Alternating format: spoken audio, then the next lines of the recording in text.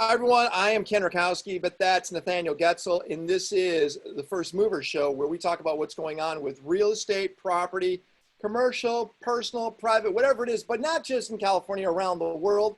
And today we're going to have a lot of fun. Nathaniel's been diving into some stats and figures, and we have a couple of guests on today, too, where we're going to talk about not just here in the United States, but we're going to go to the other side of the globe to a city called Batumi. I know you think, what does Batumi have to offer us? We'll find out more. But let's hand over the Zoom microphone to Mr. Nathaniel Pitchon-Getzels. Nathaniel, what do we got going? Well, you know, I wanted to do things are basically changing almost every day in real estate right now. So I wanted to do a kind of overall update of where the market is. And, you know, because for the first time ever, we're in a big downturn and it's actually driving the market way up residential wise. And, you know, it's the first time that's ever really happened. So it's very important to understand what's happening and why it's happening. Okay. So you go through all the stats. Go for it. What do you got? Okay. So basically back in May, pretty much like May 15th, 18th was where I'd say the bottom of this drop was. So there's new demand for real estate right now. Usually, you know, there's less cash and people don't want to move, but now people want to move because they are intimately in touch with the inadequacies of their home, right? The indoor, the outdoor, the beds. If they want a home office, they didn't want a home office, they want a view, they want a pool. And so now they're moving. So are they moving proximity wise within the area they're at, or are they going, like, look at, let's go to Edwin. Edwin's thinking about going up to Santa Clarita. You know, it's a radical difference than where he is at now. So, well, it's a radical difference, but it's not really, right? Like, it's not like he's moving to Hawaii or to, you know, Wyoming, right? Like, you'll see for the majority of people that are moving, they're moving either to their second homes and they're making those their first homes, or they're moving not super far for the most part. There's some people that are moving far, and actually a lot of them are coming to LA and going to places with open spaces. If they're not coming to LA, it's Wyoming or Montana or even Portland, Texas. Edwin, real quick, can you unmute yourself? Curious, Edwin, when you think about moving up to Santa Clarita, you're going for lifestyle change, right? I want to get out of the city. It's a lot quieter out there. It is hotter, and there are fires, but I'm moving in an area that has low risk for fires. But I'm mostly quiet and more bang for my buck. So you get so much more house for, you know, you just get it dramatically cheaper out there. How many houses do you own right now in the business? 5. You have 5 houses in the business, and they're all in the proximities down here, right? Yep. So going back and forth. It's interesting, real quick. I heard somebody say, actually Sandy said the other day, she goes, wherever you move, pick a disaster. Because you're going to have a natural disaster wherever you live. You might have 1, you might have 2 or 3. We do have earthquakes and fires. That's what we get, right? And droughts. Yep. And we're due for an earthquake. So yeah, we're due. Yeah.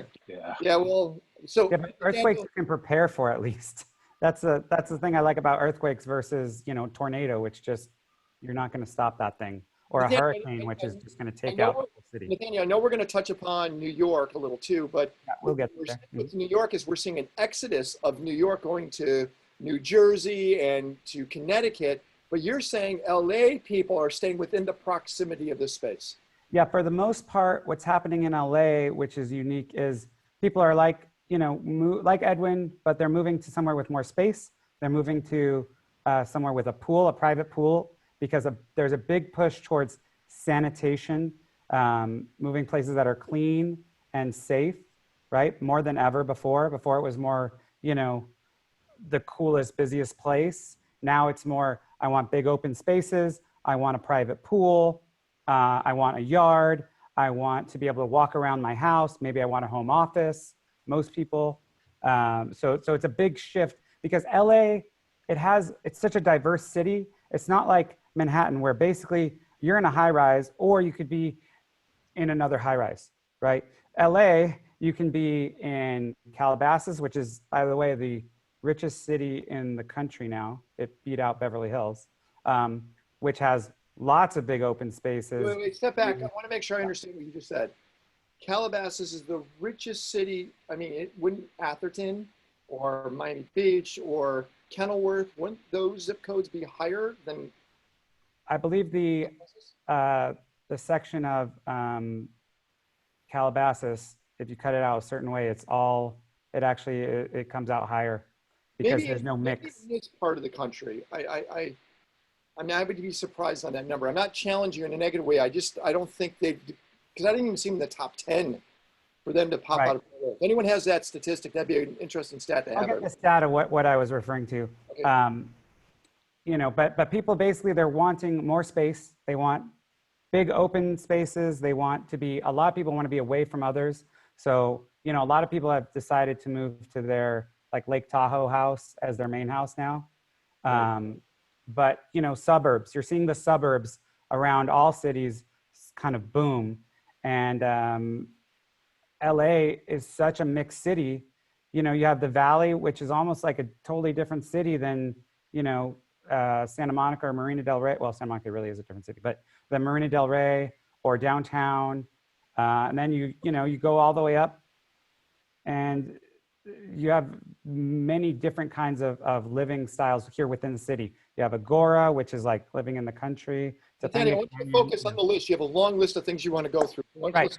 So the interest is at an all-time low. It's dipped below 3, which most people, including some banks, didn't think it ever would. It's at 2.87%. So new mortgage apps are up 33%, which means that's new people applying for mortgages, which is the sign that more houses are going to be sold because that's the first thing you do.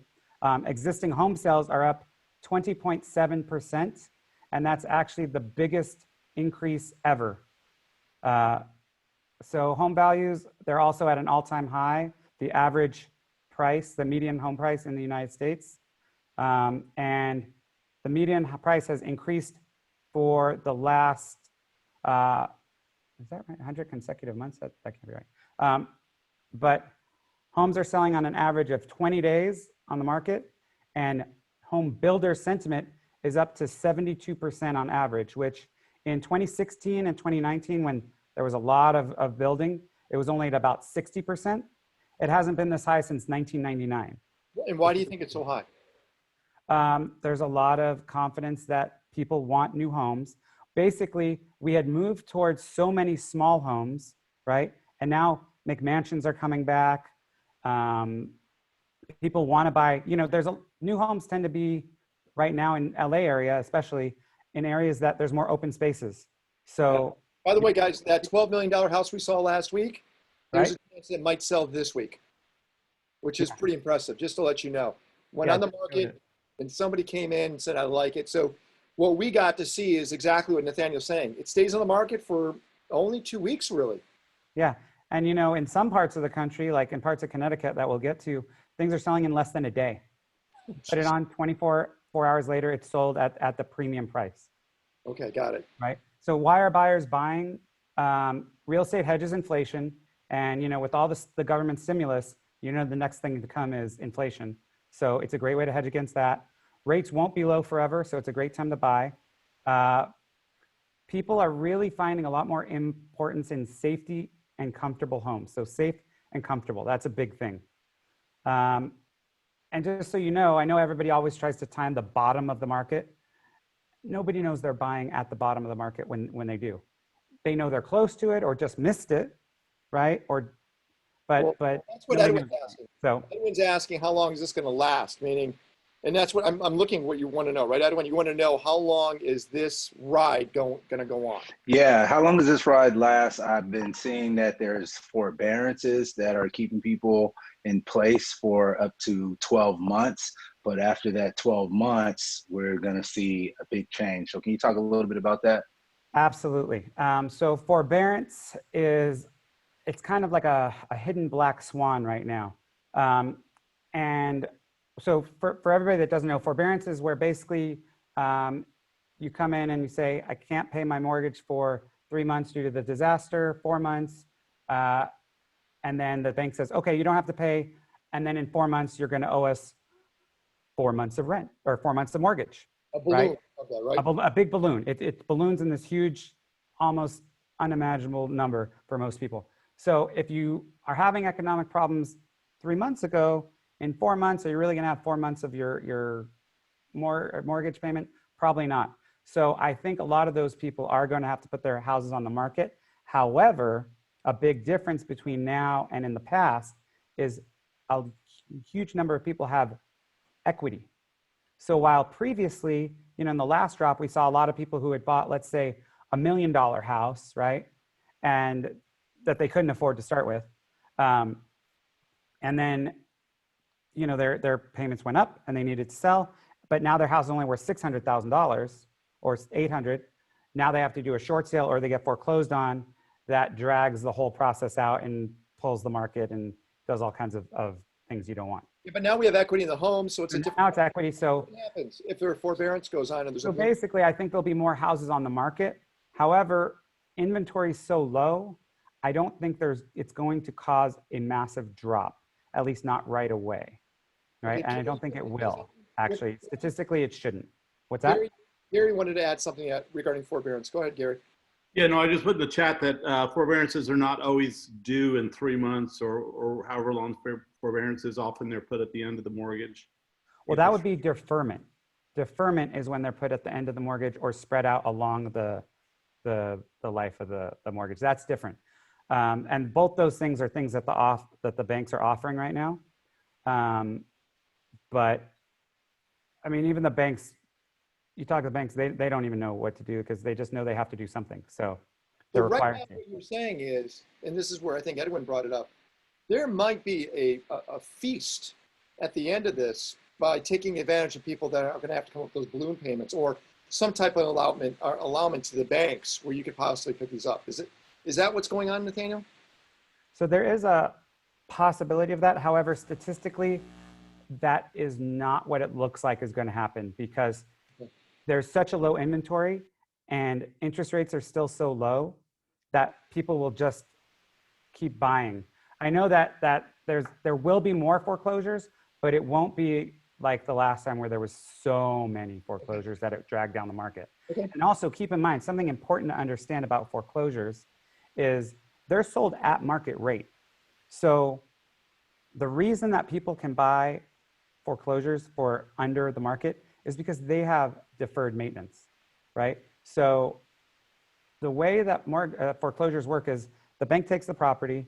There's a very simplified version, but it's apt. The bank takes the property. They get 3 agents to do what's called a BPO, which is a broker price opinion, who then they take the average of that BPO, which is each one of those agents explains how much they think the market would bear for that property, so how much it's worth to sell. And then they average those 3 and they sell it for that. Got it. So let's do this. Nathaniel, what I'd like to do is you got a lot more information we want to talk about. Let's bring on our first guest. Let's dive into a topic, and then we'll come back to the other states that we want to touch upon. Sound good? Absolutely. Do you want to introduce our first guest?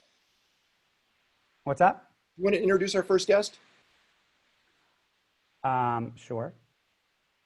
Hold on.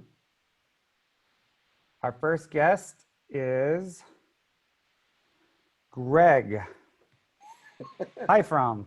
He is I don't know why I know Greg. I don't know why I said it in that weird way, but he is a very talented real estate attorney. And he has endless knowledge about the real estate and real estate law and how to keep you out of trouble. That's what he's going to tell us about, how to keep you out of trouble. So Greg, I want to make sure, are you working specifically on the commercial side, residential side, or a blend of both? I do both sides, but I also do the insurance defense side for both. Explain and keep in mind, I'm a former realtor and broker. Are you a recovering realtor and broker? No, I got out when no one would deal with me because I wanted to buy and sell properties. And when they found out I'm a former realtor, real estate broker, and a real estate attorney, it's amazing how they didn't want to talk to me. Okay. Well, let's go back real quick. Anything regarding what Nathaniel said you would like to add to? Well, one of the things that we're looking at today is on more the business side is understanding that one of the biggest buyers in the marketplace were the Facebooks, were the Googles, et cetera. But now we've got a moratorium where as of right now, through December of next year, not this year, next year, is that they'll be working from home. So what is now going to occur on the business side is you need to make sure you know where you are, and in conjunction with that, you also know you're going to get the double hit from the standpoint of taxes, where we have the counties and the cities coming up with their own tax, and they're also going to do it for the residential and the business. So one of the things you're going to find is there are going to be advantages for the long-term view of buildings, not just the buildings for the professionals, which is 5,000, 3,000 to 5,000, like the doctors or the dentists or people like that, but you're going to see this across the board. So the opportunity is going to be is, where are you? What are you looking at? And this whole deal of location, location, location is going to become more important than less. And I'll give you a quick example. 2 years ago, when people talked about going to downtown Los Angeles, it was going to be the next Manhattan. Well, look at Manhattan now. Yeah. So what you're now finding is the individual that, for an example, bought into, Manhattan Beach or in that area and was going to commute down and fight it the whole way. But what they're really going to do is buy a condo downtown and then come home for the weekends because they don't want to give up their beach home, are not going to be doing that. They're going to be working from home. So again, location, location, location is even more important. Some cities more, some cities less. So if you are somebody that owns a WeWork type environment, a co-location, you got no tenants really coming in. Yeah. Well, again, I'm selling my building now that's 4,500 square feet in Burbank. We're being hit by taxes from the state, taxes from the county, and now the county is saying the fact that you're paying a tax for Burbank or Glendale or one of the private cities may also go into the mix, and you're not going to get any disbursement of that or the credit from it. Gary, you have stuff up north in Oakland, right, Gary? No, in San Jose. San Jose.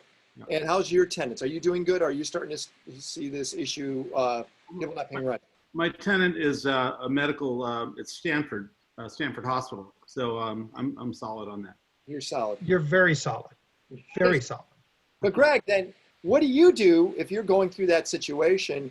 Is it hard for you to sell it? Well, I'm not having any problems. I just listed it and we got people breaking down the door. Well, no, those are rioters. There's a difference. I want you to know that they're coming with a lot of money. I mean, the rioters are richer than they used to be. Hey, they have nice shoes. They have nice shoes. That's what it is. So you're seeing that in this time right now, maybe because there isn't an excess of inventory, it is a really good time to sell. It could be both ways, depending upon what you can buy and what you can sell. Obviously, the tax deferment of a 1031 transfer always helps. And again, what you want to do is push everything out. You don't want to pay any taxes now. You want to pay taxes much later. You want to push it back. So guys, questions? We have a smart attorney here who gets it, who lives in both worlds, being on the real estate side and also the law side. Now, you did bring something up regarding taxes, and that's a big word because it looks like California is probably going to go up to possibly 15%, and then maybe Prop 13 is going to be repealed. This is going to be a very expensive tax state. And I'm wondering, do you feel that's going to lead to an exodus? Well, you have left out one important point, is that the Prop 13, I mean, and all the rest of them, but now you have individual cities that are bringing up their own taxes. Burbank, Glendale, for one, are those. And then you have others, like, for example, Santa Clarita would go more into the business industrial side because they're expanding out toward Magic Mountain as if there's no limit. So what happens? So again, you can't get hurt in Santa Clarita. You just can't. You're saying no, you can be stupid, okay? But it's awfully hard to get hurt in Santa Clarita right now. Well, when you say hurt, you're saying it's a good deal is what you're saying. No kidding. Okay. I'm looking to buy out there now. Oh, where are you going from? Are you moving, or are you looking at just investing? Just investing. Got it. I've got to take the money out of the property in Burbank. I'm looking for Santa Clarita. So let's talk about the whole renter situation right now. These guys might be landlords or might be renters. Some may not be able to afford their rent anymore because their business has been shut off. and some of them might own properties where their renters are not paying and they have a mortgage. What's the state of the union around this, Greg? Look, there are more questions than answers. The banks, as was previously mentioned, and they were accurate to say that the banks don't even know what they're doing. Part of the government stimulation package had to do with the protection of the banks. So the banks are being protected. The question is who's holding it? And that's the tax holders. And the tax holders hold it. Then at some point in time, it's got to give because the government can't just keep printing money. I wish they would for a while. In fact, I'm going to retire in 5 years. I want them to keep printing it as fast as they can for 5 years. And then I want them just to cut it off. Okay, but let's get back now to a property owner. Their revenue was coming from their tenant. Their tenant has decided not to pay anymore. What does that property owner, what can they do? Do they go to the bank, they negotiate? What do you think the process is? Well, we know of one now that in which they went to the bank. The bank said there's no problem at all because this is part of the stimulus package, depending on whether it's the PPP or the other. So the bottom line then is you go directly to the bank and you say, the law says, and the federal government has stood behind it to say, during this period of time, am I allowed to be direct? Yes. Yep, absolutely. Up yours. That's what they're saying to the bank, and the bank can't say anything about it. It is absolutely, you have more power than you know.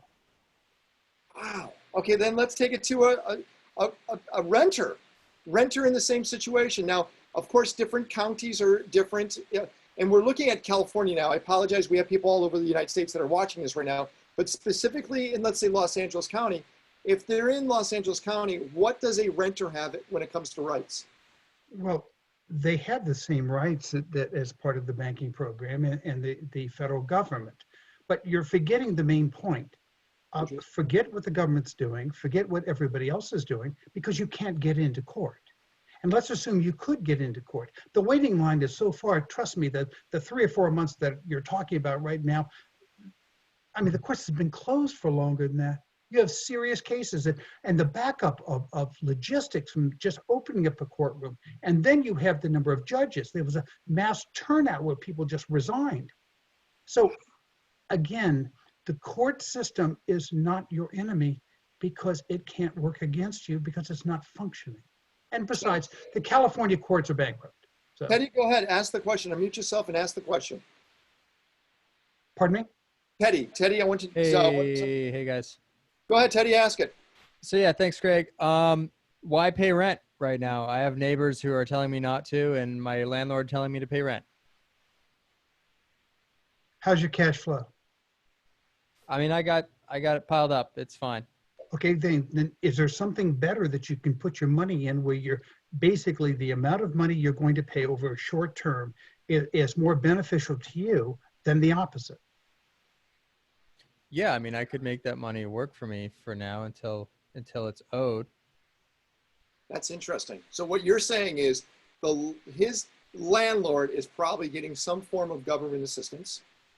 Of course. Right? And the money that Teddy would pay for rent is in a lot of ways an additional to what they're getting. So they're using your money to do what you would have done anyhow, Teddy. And then how long can I go until that ends? And is there a chance that people will be forgiven their rent at some point? Therefore, okay, now forgiven is an interesting word, okay? We in law don't forgive, so let's start there. But I want to give you an example to show you just exactly where you are. Sure. During this terrible period of time where no one had any money, Harvard Medical School got $250 million as part of their stimulation package. But they're just the people who have agreed to give money by way of endowments, whatever you want to, from Harvard to Harvard is over $3 trillion. And yet they got all of this money. Just look at the perspective of it across the board. If let's say that you're in a situation where you can turn that money over to get 10, 20% over a short period of time, I would do it. If it's simply money where it's going to increase what you may have legally, i.e. the cost of a lawyer, et cetera, put that into the equation too. You know your situation better than anyone else. So just think about it logically. And more than likely, if you're listening to programs like this, you've already thought it out and you already have an idea. Gary, go ahead, ask the question. Well, No, Gary has been lost. You lost him. They've gone after Gary. He'll come right back in.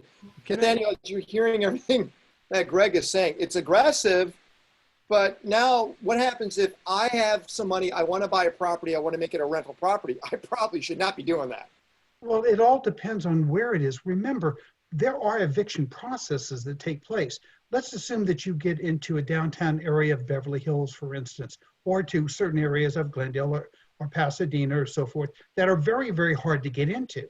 You may be looking at this saying, it'd be better for me to put the money aside, pay the rent, but I want to stay in this area. It depends on what your demographic is, where you want to live. Yeah, and you don't want to piss off your landlord if you want to be there a lot longer too.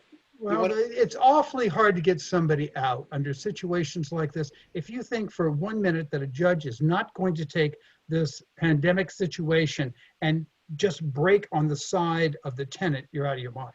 Yeah. You're absolutely just stiff. Guys, I know that, Gary, if you're back, Gary, you back? I don't think he is.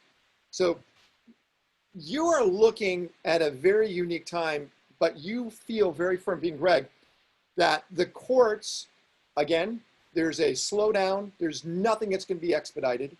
And in theory, we have, at least in Los Angeles, to the end of September for this moratorium, but it's going to be months till after that till they could actually get their case heard in a court, correct? Heard? No, filed. Filed. And then it's going to go into list. You keep forgetting that all during this period of time, all the trials that were supposed to be done in all of the courtrooms have all backed up. Now you just go back to rescheduling those. So the rescheduled cases take precedent over the ones to be filed. Do you realize what that backlog is? I mean, and I say again, the court system's bankrupt. Wow. If you think it's going to happen quickly, it isn't.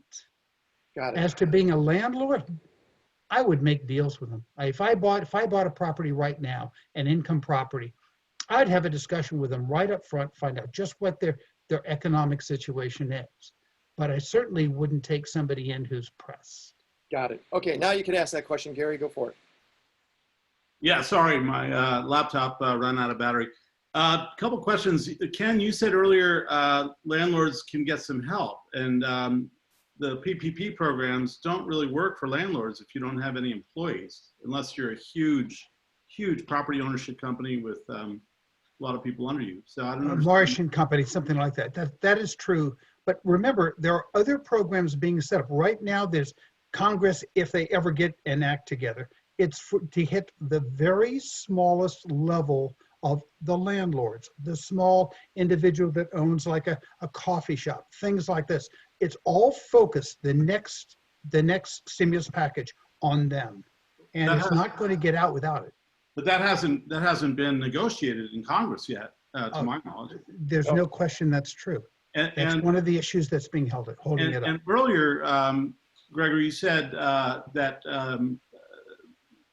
landlords should just stop paying their lenders or consider, because we have all the power, we have way more power than we think. I don't see how that works. And also there's different types of lenders. There's insurance companies, there's banks. So you can't It depends on the contract that you have, of course. But if you have a standard loan, and that's what we're talking about, a standard loan, remember, those insurance companies are getting money from the federal government also. So it all works in tandem with each other. It flows. Think of it like a wave. Goes in and out. Well, yeah, but you're just hoping that that's all true. If you have a contract with your lender and they have certain rights, if you stop paying, it's rolling the dice a bit to, if they really want to play hardball, they could try and take your property.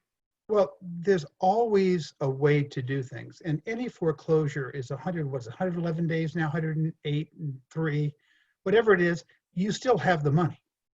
You just don't give it to them. And when it comes time, if you have to give it to them, then you make that decision. But that's a business decision. All right, go ahead, Teddy. You want to continue on with your question, Teddy? Go for it. Yeah, I guess the clarifying sort of story in my head is that I'm here, the good guy, I'm paying rent. My neighbor is not paying rent. And then almost a year goes by. And then one day the landlord says to my neighbor, hey, you know what? Don't worry about it because the banks, we're not paying the banks, or the bank gave us forgiveness. And then here I am, the idiot who paid rent the whole time, and my neighbor doesn't have to pay that back. But you're saying that would not be a true scenario because no one in their right mind would not like how could they have time to take my neighbor to court if that's the case? And would it be years before that happens? Well, you've just said the same thing that's going on now with the student debt, is that some people have been paying it all along to pay off the debt, and some people are saying, no, give me forgiveness. If you think that the government is going to forgive the student debt being as high as it is, was it 8 trillion or pretty close to that, or whatever it is? The answer is no. Whatever Bernie. the number is, it's an amazing number. The answer is no. And if you start weighing everything you do in a legal situation based upon, well, this guy's going to get away with it and I'm going to get stuck, that's not a very good business plan. It's not. Because it makes me think of stuff like when Bernie Sanders said if he's elected, he's going to get rid of student debt. And that stuff gets in your head in that case. Like, Let me stop you for a second. Point? That's why he's not on the podium. There we go. And I'll go one step further with you, is that not to take a side, because I'm not controversial. You can see I'm just a low-key guy. But the bottom line of all of this is, think for yourself. What is in your best interest? And you'll make the right decision. You guys falling in love with this guy? By the way, you want to see what my landlord texted me this morning? What did he say to you? He said, anyway, could you pay a portion from the outstanding balance of your account? He doesn't even want me to pay. He's just like begging me to pay some of it. I mean, I've paid like 2 out of the 5 months, essentially, since COVID started. Because sometimes I feel guilty, and then other times I'm like I'm not making the income necessarily, and maybe he's not paying his bank. So it makes me think. But it's interesting the language that he used this morning. Did you hear what he said? Listen very carefully. Teddy is an Elia Montanari institution, a charitable institution who wants to give money to other people. My suggestion, Teddy, is you take the money, you hide the thing, and you buy the best deal you can make. Remember, it's after me, you're the most important person in the world. Maybe. You know what's cool? Greg's kept a straight face the whole time. Look at him. It's no prisoners. Greg. It's no prisoners. Oh, it's no prisoners. Any other questions that we have for Greg? Anyone else? Gary, you want to continue with your question? Seems like you, oh yeah, that's a good one. Okay, Ron, go for it. Ron, you're unmuted.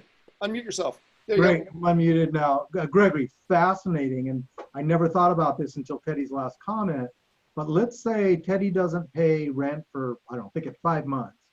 And the landlord doesn't pay his mortgage. And let's say he does get foreclosed on, right? That means it sells at the courthouse steps. And Teddy then has a new landlord. But the foreclosure, a little similar to a bankruptcy, does Teddy still owe that back rent to the old landlord, or does it get wiped out like it would in a bankruptcy? That's the reason why I'm a trial lawyer and not an accountant or a CPA. The answer is, it depends on what rules are in place at the time, and I'll never be able to guess that. I'd go to an accountant. But think of it logically. With the property is in a payment that's due. Whatever the finding of a court, let's take a bankruptcy court, for instance. Once there's a finding of fact, conclusion of law, if in fact a debt is discharged, it's discharged. Now the question then, does the opposite take place, and does it follow the new buyer? Well, that would be unjust enrichment, wouldn't it? Say yes. Yes is a perfectly good answer. Say yes. Yeah. I'm not controlling. You can tell that. I'm not controlling at all. I told him to say yes. He hasn't said a word. He's just smiling. Okay. The answer is yes. I want to, if I might tag on. But he didn't get the answer though. Yeah, no, the answer is yes for sure. But one other thing I just want to comment that Gregory brought up, because it's right. I have a live case right now, fortunately that's concluding. However, right at the beginning of COVID, I'm in Santa Monica Superior Court. We just filed a motion within the overall lawsuit to get that motion heard, we were given a date 1 year out. And that was right in March at the beginning of COVID. I can't imagine if you filed a new lawsuit now, how long that journey would be, because I know them to be about 4 years. And I'm guessing it could be multiples of that. Well, I see that all you guys are younger. I mean, I'm much older than you guys, but when I became a lawyer, you know, in 1976, it was a 5-year statute. And one day I went down to court to try a case on a 5-year day, thinking that they have to get me out or they have to extend the time. And they basically had, I was quadruple Q, which means they went through the alphabet for all cases that were set for trial because of the 5-year statute. And they just kicked it out. They just changed the law and said, no, there's no room available. We have criminal cases. Therefore, we're kicking you out. What Ron just said is absolutely correct.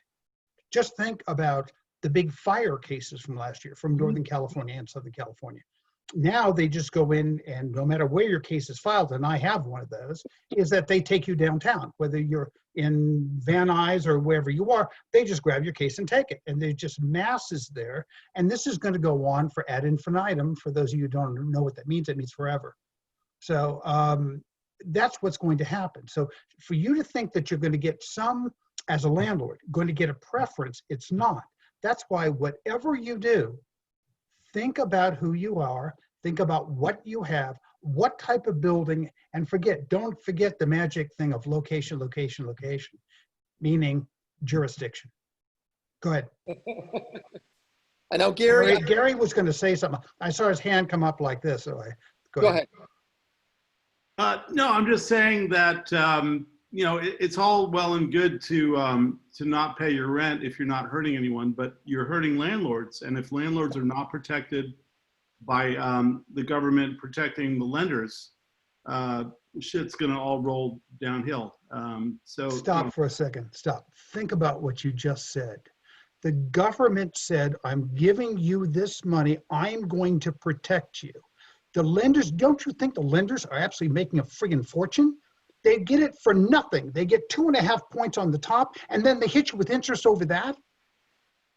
Come on, the banks are not hurting. All you had to do is look at the last stock market review for Goldman Sachs and the rest of them. They're making a friggin' fortune. Yeah, but I haven't seen what you're saying where lenders have gotten money from the government specifically to give landlords relief. I haven't seen that. If you can show me, Gary, great. Gary, please show some respect, because Greg's going to come over and just kick your ass, even for asking that. I'm kidding, Greg. Go ahead. Look, it's a good question. The point of it is there are no cases that have come down on that very point.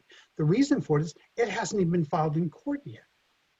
So there's going to be legal precedent that follows all of these things. The question is, do you honestly believe in an election year, or even if new administration comes in, do you think they're going to let that die on the vine? They can't. It's one of economic survival. They're not going to penalize an owner of a building for following a law that's done by the federal government that said you can't collect. Well, I hope that's true. I hope you're right. Did you see that? He's asking for my permission to make sure the government does exactly what it's supposed to do. The answer is, Gary, this is a brave new world. I mean, think about what happened in 2002 to 2007. One of the largest gains in the real estate marketplace took place. People were all over it, over and over. And if I asked you, who was the one group that went into more bankruptcies than any other profession? The answer is realtors, because they were buying a property, double escrowing it, and it was in double escrow the day it was signed, and closed escrow was in double escrow. That's what happened. The same thing is going to apply in certain respects here, except one thing. The government didn't say you have protection. In this case, the government said you had protection. So who wants? Can I actually just? Hang on, Adam, hang on. Nathaniel, are we okay? Can we continue with this conversation, Nathaniel? Yeah. Yeah, just want to make sure we're okay in time. Yeah, I think we have a couple more minutes. Okay. This. By the way, who wants Greg to defend you or to be on the other side? Go ahead, Adam. You know, I think there is a difference though, and there's a moral difference too. When you talk about not paying rent for a apartment versus not paying rent for a commercial space that you literally did not have access to and couldn't open. I'm sorry, Adam, I lost you. I apologize. I lost part of what you said. Could you try that once more, please? Okay, sorry. I think there's a moral difference here too between an apartment paying rent. I'm seeing comments here, oh, I feel stupid for paying my rent, blah, blah, blah. You know, if you are in a commercial space and you literally don't have access to it, whether it was the you know, ability to open a restaurant, a hair salon, blah, blah, blah. I think there is a real reason to not pay rent for that. On the other hand, if you're in a apartment, you have not been hurt, you're still working, you're able to pay rent. I think there's a moral obligation to pay. You had use of that apartment during that time. And I actually think, you know, from a moral point of view, beyond these sort of legal issues here, I don't think people should feel stupid for paying. And then there's also the long-term relationship with the landlord and everything else. Let's cut 2 points out of this. The first point is access, which is a real point. Those, for example, look at what's happened with the local bars. No, look. I actually agree with that, though. I said absolutely commercial is completely different. This is only relative to. Wait, Adam, the government has shut things down. I now cannot go to work.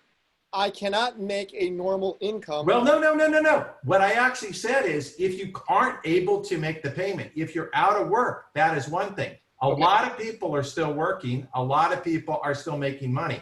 If you are making money and are able to actually make the payment, I think there's a moral obligation to actually do it because you got use of that apartment. I see the point you're making. And the argument back on both sides would be on one side, on a moral standpoint, you have not been damaged. Therefore, why shouldn't you pay? That's Correct. one side. That's the side you have. The opposite side is that a law has been passed, a federal guideline has been made. Everyone is allowed the same thing, whether you are or not, because the government's not going to go and take a look at you and say, you, Adam, live in Santa Monica, and there's rent control, et cetera, et cetera. You could do the same thing with rent control. If you have a preference, a personal preference that you think it's appropriate to pay, I'm not suggesting you not. I'm suggesting that you do what's in your best interest for your family. Yeah, I just think morally it's wrong. Yeah.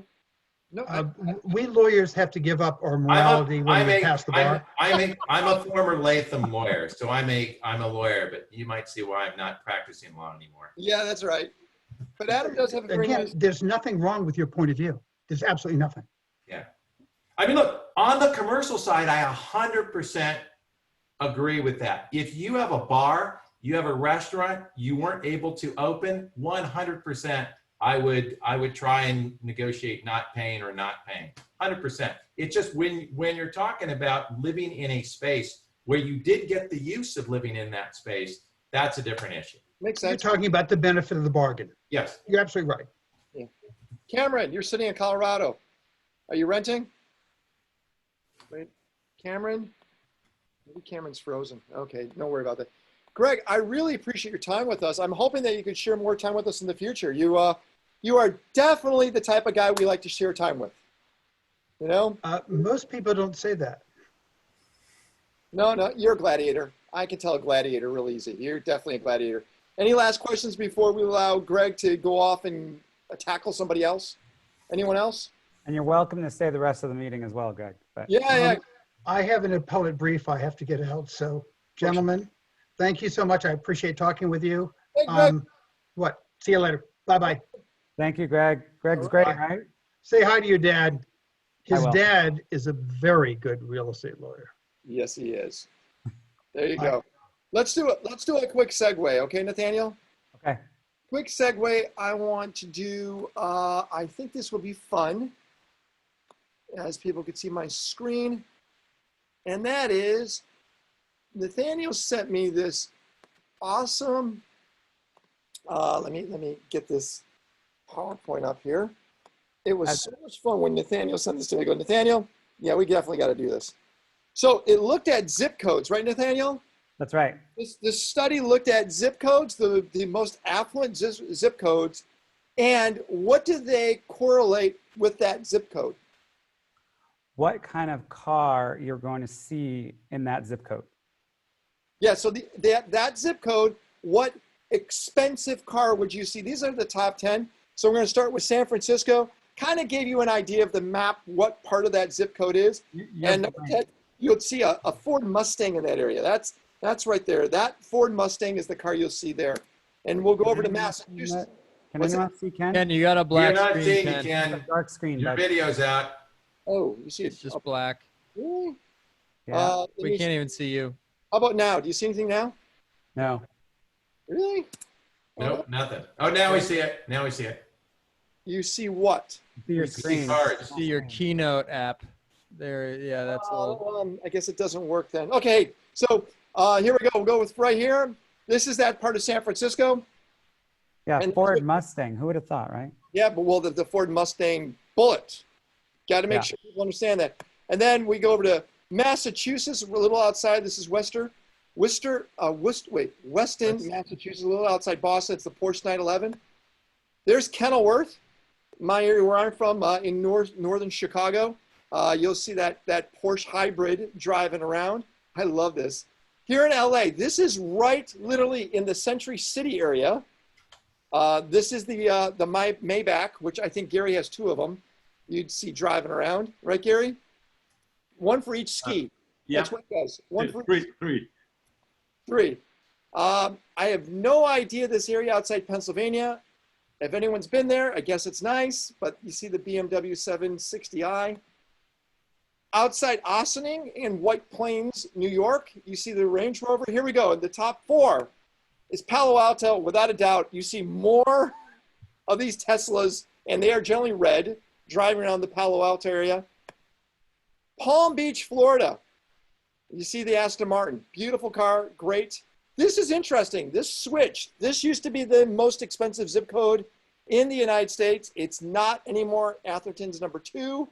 I don't get it. If you drive around there, you scratch your head going, why is this the most expensive? But it is. You see the Bentley. And number 1, anyone want to guess?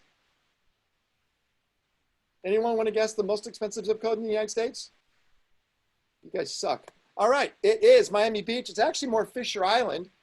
And you'll see the Rolls-Royce Dawn. That is the car that would be bouncing around. Again, Gary has each and every one of those. Got a big garage. I know Gary's got all those because he doesn't pay his mortgage or his rent anymore. So he's going to be able to afford some more. All right, tell us a little about New York and Connecticut. What's going on over there, Nathaniel? Yeah, so it's really interesting what's going on in New York. That is one of the few places that has not really felt the recovery or the bounce, and people are still moving out. However, where are they moving? They're moving to Connecticut. And they're largely moving to Connecticut in the Hamptons. I believe the Hamptons, I'm just looking for the number right now, but that's way up in the Hamptons here. The thing is, they don't want to live in vertical housing anymore. It's just like here. People want space. A lot of them want chickens. They want views. They want room. A lot of people are actually making their second homes their first homes. I think Adam just said. Adam, you want to say that? Yeah, sure. No, I was just saying my brother lives in New York City. He and every one of his friends, and they're all wealthy, are all moving out of the city. Every single bloody one of them. My sister lives in. Are they moving to Connecticut? What's that? Are they moving to Connecticut? Well, my sister actually lives in Greenwich, and she actually said Greenwich home prices are going up. Lots of people want to actually move out to Greenwich. My brother-in-law runs a major private equity fund. They have offices in Midtown now. Their office lease is up in October. He's moving his offices to Greenwich, Connecticut. Everybody's moving out of the city. It's in a complete death spiral now. Taxes, crime, and really super crowded living. It's a triple whammy. Yeah, Greenwich, actually, there's 16,000 New Yorkers moving to Greenwich, and the house prices are up 27%. That's Yep. actually the place I was talking about, where a lot of them are selling in 24 hours. And by the way, New York state taxes are about 8.5%, just to give you an idea of the state taxes. So That's I don't know what Connecticut is. Would you say Connecticut- this is a trend? Would you say this is like peaking now and that it might settle down? I'm asking because my mom lives in the suburbs of Boston, and her $1.1 million house is 1.5 all of a sudden. And I'm wondering if it's going to peak or if it's at its peak. It makes me think. Well, that's a very good question. I don't think it's a trend that's going to cool off for a while. I mean, remember, a couple of years ago, everybody wanted to be in the city. It's about what floor you were on in the East Coast, you know, how high you could be, where your view is, what the service is, how many, you know, what the cool stuff that's happening as you walk out of your building is, how many people you can be around. And now it's the exact opposite. So I just want to tell you, so I'm looking at Brickell in Miami, and I looked at a 84th story, so one of the highest you can get for a 2-bedroom, 2.5 bathroom. And I was looking at about 1,700 square feet, which is pretty good, is $4,200. And they came with a parking spot. I was pretty amazed by that. And that was all the amenities, the gym and all that.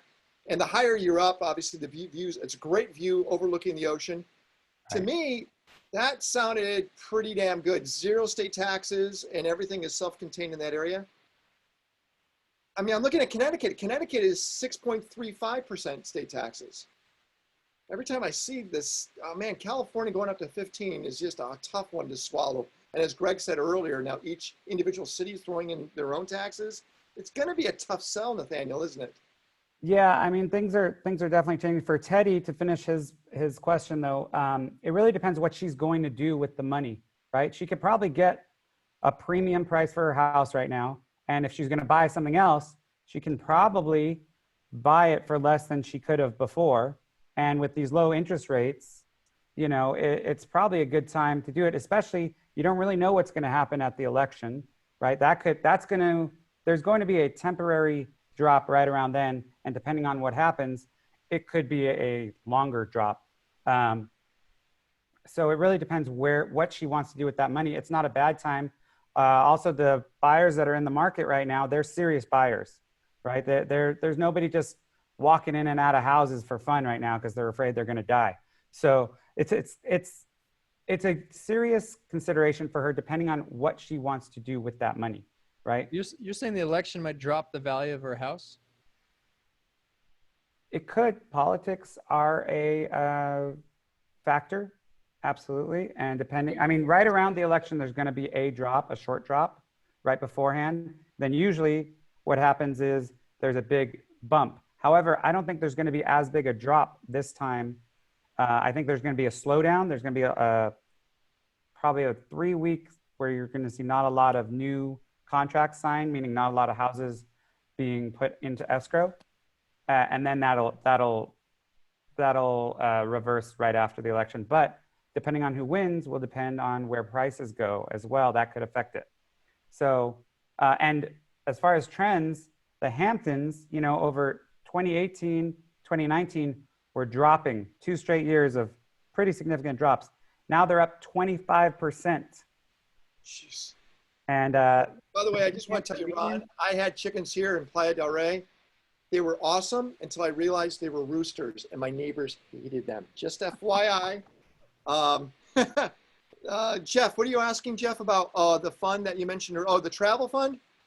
Yeah. I'll text it to you. So guys, I know we're running a little longer than we thought. We were going to go to Batumi. I guess we're not going to Georgia today, are we?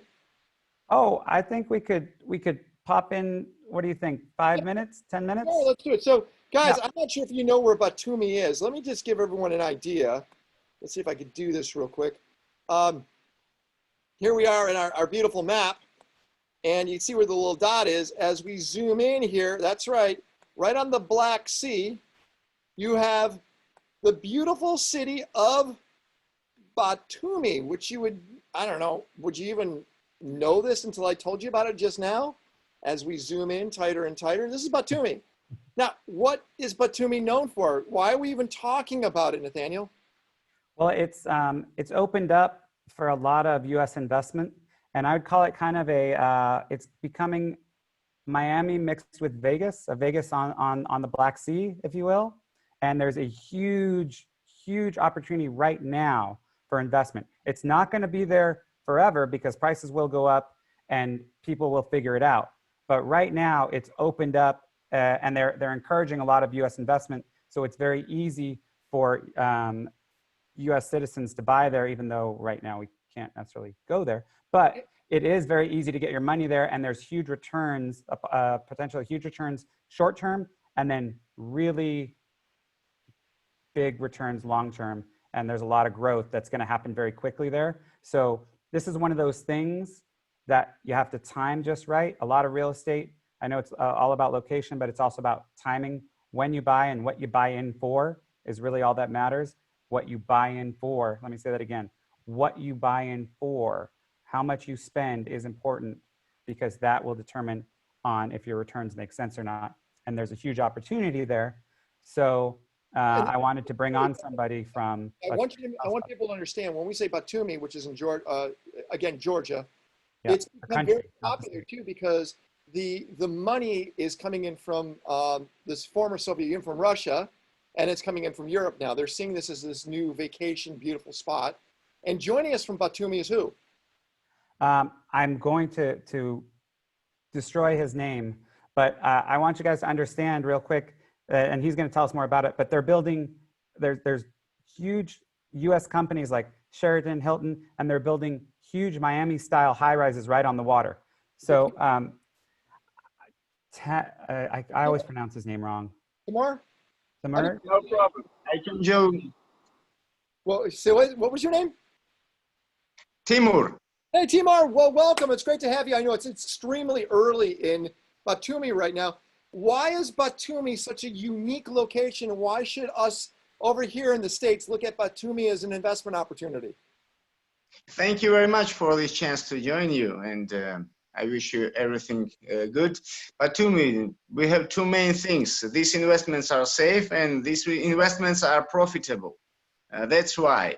And this business is booming right now here, and here is big diversity of real estate, different kind of real estate. What we do, our company, we are doing hotels, and we are offering to invest in hotel rooms, and we have ROI about 11, sometimes even 12% annual ROI. And this ROI is guaranteed. We have it in the contract.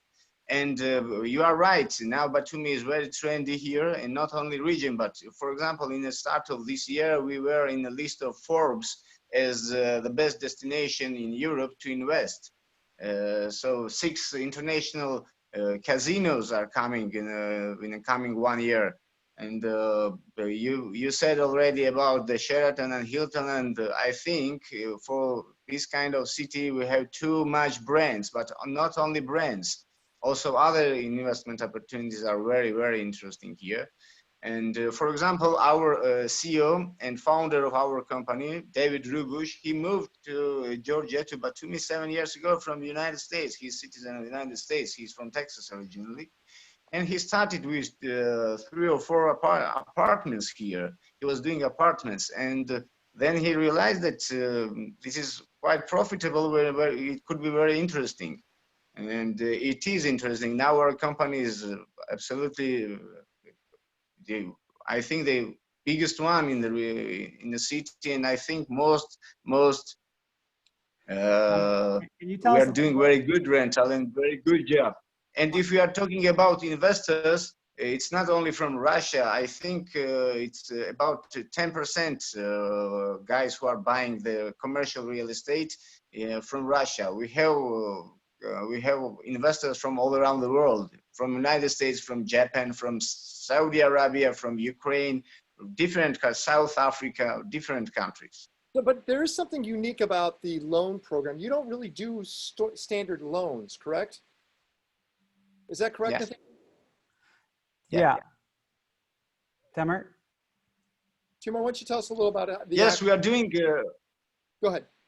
We have different. We have very different types and terms to invest. And for example, if someone wanted to pay by cash, he will get great discount. But if someone can do the mortgage for 10 years, and imagine, for example, you are investing in hotel which will be open after 1 year, and you can finance partly from your profits, your property. Yeah, but it's Temur, not problem if you. when you say mortgage, there's no interest, right? You're just paying what you owe, right? Which is pretty unique to hear. Here, everything has No interest. Right. Nothing. We had nothing. We are just splitting in months the price. No interest, no fees, no charges. And good thing is, and why people are coming here, that you are protected with a contract, and also you clearly understand that you pay nothing.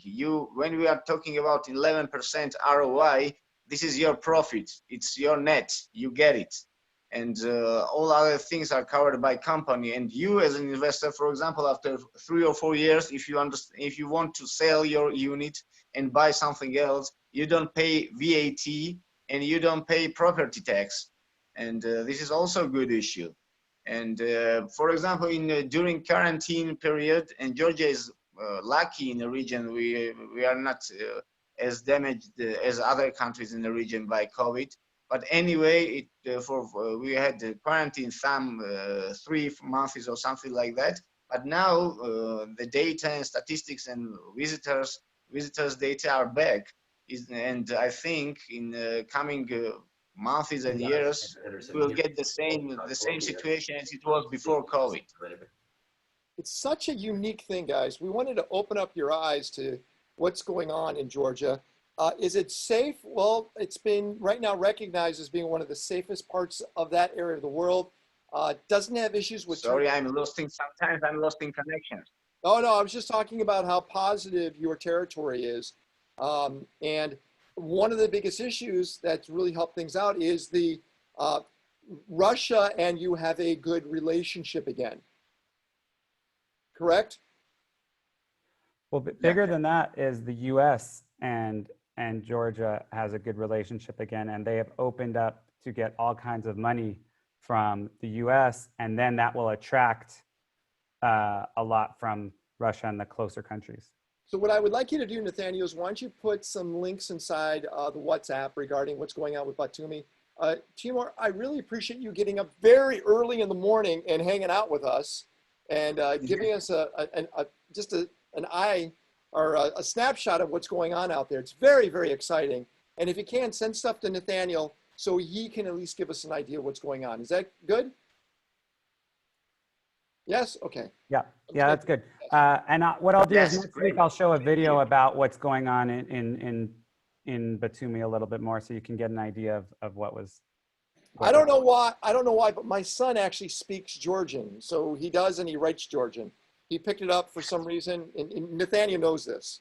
Yeah, it's true. You can find very interesting facts even in Google about Batumi, about Georgia, and be sure you will be excited, and it will be very interesting for you. Yeah, I'll drop all kinds of interesting information in the WhatsApp, so you guys can check it out. All you guys, I want to thank you, Nathaniel. Thank you very much for doing this for us each week. And next week, any ideas what you want to do? Oh, I could tell you, but I can't tell you. Okay, because you don't know. That's all good. All right. All right, everyone. Thanks a lot. Thank you very much, Timur, for joining us, and Nathaniel. And we'll talk to you guys all later. Bye, Thank everyone. you, Nathaniel. Thank you, Timur. Thank you, everybody. Bye. Thanks, Ken. Thanks, Nathaniel. Thank you. Thank you. Bye, everyone.